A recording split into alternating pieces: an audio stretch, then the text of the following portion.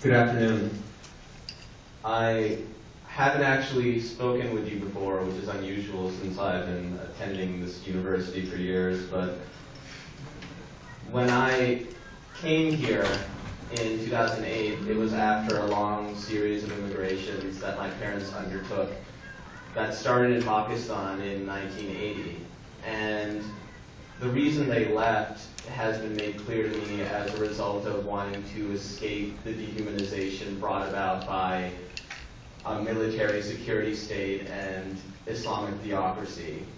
And sometimes when I talk to them about how they're unable to pay for tuition hikes and unable to pay for the education of me and my siblings, they begin to express to me that they wonder why they left in the first place, if they were just going to exchange that dehumanization for another level of dehumanization here.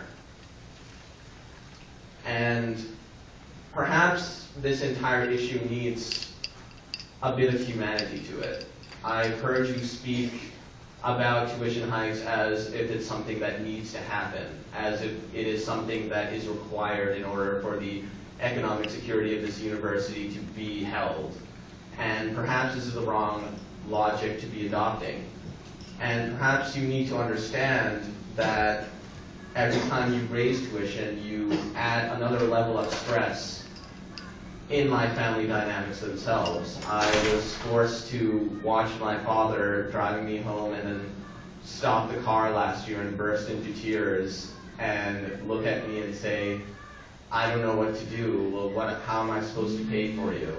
And this is after scholarship, and this is after financial aid, and this is after a lot of initiatives that are meant to mean that I'm able to attend Rutgers and able to attend it without having to worry about these things. And I was still forced to see my father in this state of complete weakness and complete wonderment at his inability to help his own son, because that's why he left Pakistan in the first place.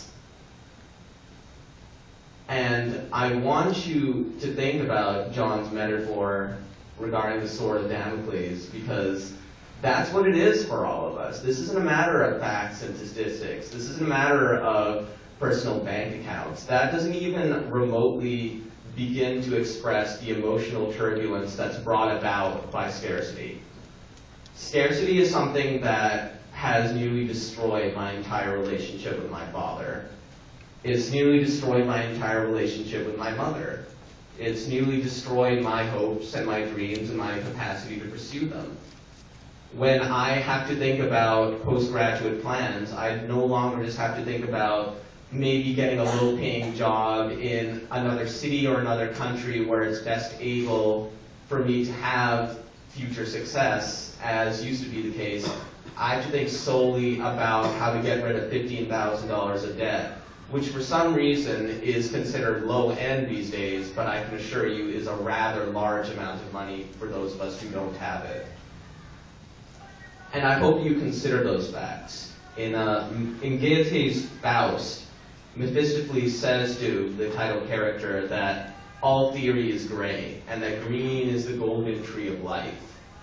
And perhaps you need to remember that your facts and your statistics up to this point have been decidedly gray, and that your entire meeting up to this point has been extremely gray.